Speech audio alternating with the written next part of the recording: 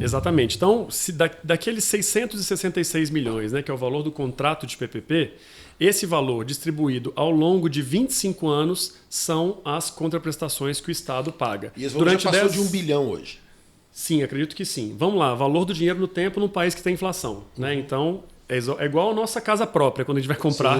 Né? E a gente vai ver, a gente paga 3 casas no final, né? Porque são 25 anos de financiamento. Né? Então, esses 666, eles são divididos em 2 parcelas. Uma, que é a PA, durante 10 anos, que remunera o investimento na obra. Né? E a outra, a PB, que é essa que remunera o investimento e traz a punição no caso de não atingir a margem operacional.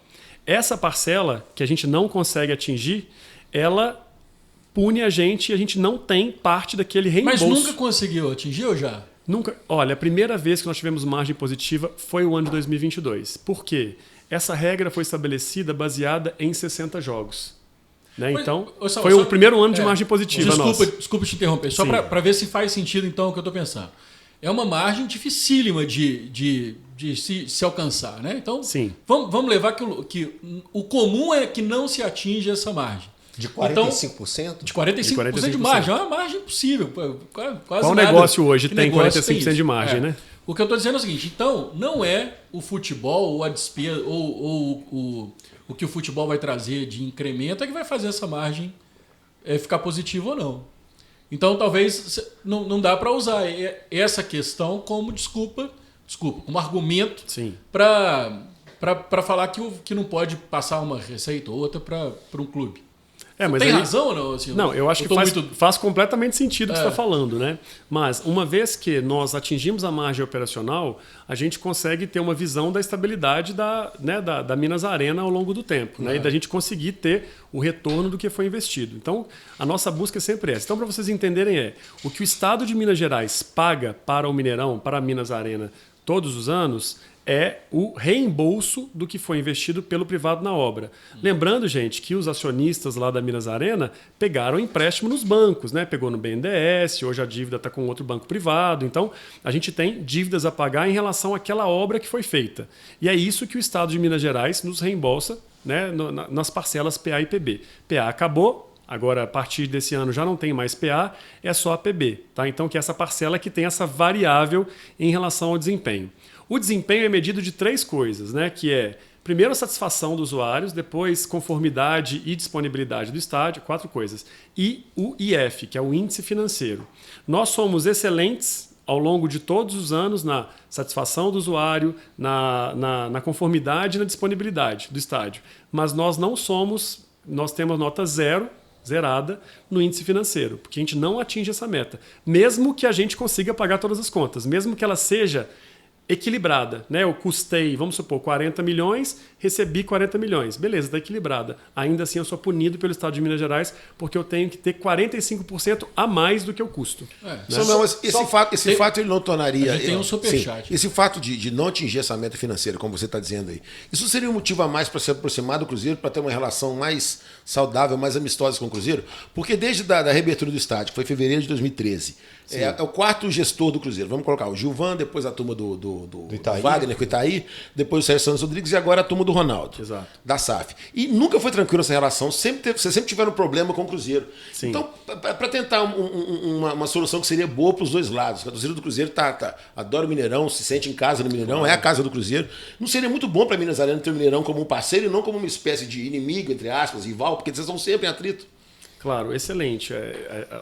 A nossa busca sempre foi essa. Eu lembro até que, na época que nós tivemos que judicializar, né, a dívida com o Cruzeiro, a gente estava muito reticente em fazer isso.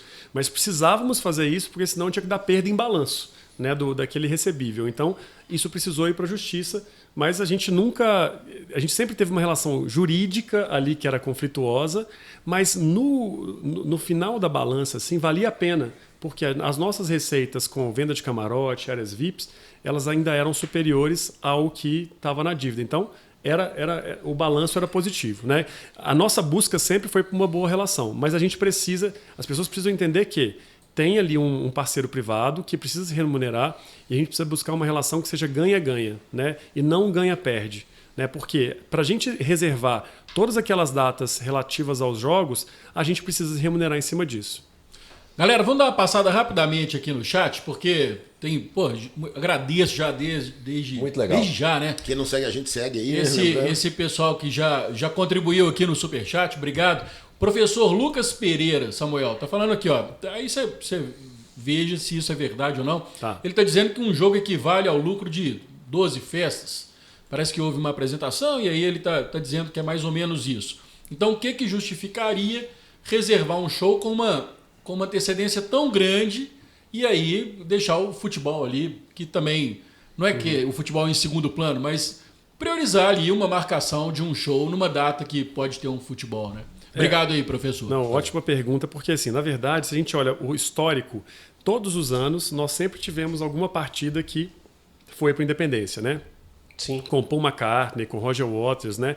Então a gente sempre negociou isso. E quando a gente olha o passado, né? O ano passado nós tivemos 55 jogos no Mineirão, né? Ou seja, a grande maioria de jogos de Cruzeiro e Atlético foram no Mineirão, dos dois clubes. E a gente teve aquela agenda intensa de eventos. Então, obviamente, algumas oportunidades muito por agenda e os internacionais acabam precisando ter essa marcação antecipada, né? Que foi o caso, por exemplo, do Boteco do Gustavo Lima, que gerou essa grande polêmica nesse momento, né?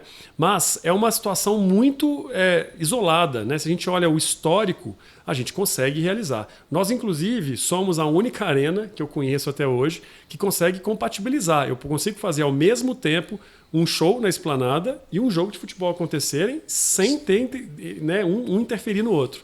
Então isso é possível, a gente já aprendeu a fazer, né? E a gente entende que os eventos eles vêm para complementar a capacidade ociosa. Se eu tenho 30 jogos do Cruzeiro, o que eu faço com os outros dias do ano? A gente coloca evento, né? Então é para isso que ele serve. Sabe, só uma dúvida aqui. Só para não sair do tema. Em relação à questão de shows mesmo que eu quero ficar. Você citou aí Paul McCartney, teve Elton John, teve Roger Waters, Beyoncé, enfim. A gente não vê muito reclamação. O dia que vai ter um show do Paul McCartney, um jogo que ser jogado em Independência, a gente nunca vê uma grande reclamação. A questão dessa agora do Gustavo Lima é que é a final do Campeonato Mineiro. Sim. Isso foi tentado negociar antes com a TV Globo, com os clubes, para antecipar essa data um dia ou mudar um dia. Porque o que acontece aqui na prática é o dia da final do Campeonato Mineiro não pode ser jogado no maior estádio de Minas Gerais porque vai ter um show do Gustavo Lima. Isso realmente a galera fica puta mesmo. Lembrando que também não há uma garantia de que o primeiro jogo da final do Campeonato Mineiro seja em Belo Horizonte. Geralmente porque a federação tem tomado os mandos para ela já há alguns anos. O mando não é da federação. Mas ele pode acontecer na Independência. Só lembrando isso, você pode acontecer na Independência. Pode ser no interior. O jogo do América, ou pode ser no interior. Exatamente. Isso já aconteceu, inclusive, no passado em outros campeonatos, né, Foi, recentes. Né? Então, a gente não tem essa garantia. Mas nós preservamos a última final. Né? Então, o segundo jogo, eu tenho essa data disponível no Mineirão, caso o Cruzeiro ou o Atlético queiram jogar lá, dependendo de quem for o campo, o mando de campo, ou o América, por exemplo. Ou até um time do interior, né, jogando contra um Cruzeiro, por exemplo. Já a gente teve Atlético, a gente teve Vila Nova como mandantes na final, né, nos jogos de semifinal e final do Mineiro. Né? Então isso pode acontecer. Então a data está disponível. É sempre uma dificuldade para a gente entender se eu vou ter o mandante, né, numa final, ou até mesmo a demonstração de que eu preciso salvar aquelas datas. Né? Então, olha, imagine o seguinte. Com a declaração hoje do Ronaldo, né, que eu fiquei sabendo por vocês. Imaginem se eu não tivesse nenhum calendário de eventos. O que aconteceria com o Mineirão? Né? A gente precisa captar esses eventos para que a gente tenha uma arena viva. Né? Mas é óbvio que a gente faz isso de uma forma que, primeiro, a gente coloca alguma flexibilidade. Né? A maioria dos eventos do Mineirão são de produtores locais. Né? Então são pessoas de Belo Horizonte, diferente, por exemplo, das outras grandes arenas que tem as grandes produtoras globais, né? T4F, Live Nation, a Move, e aí são grandes shows internacionais que é muito difícil mudar a agenda. No nosso caso, nós já fizemos isso várias vezes, né? A gente de mudar datas de shows, inclusive, antes do lançamento.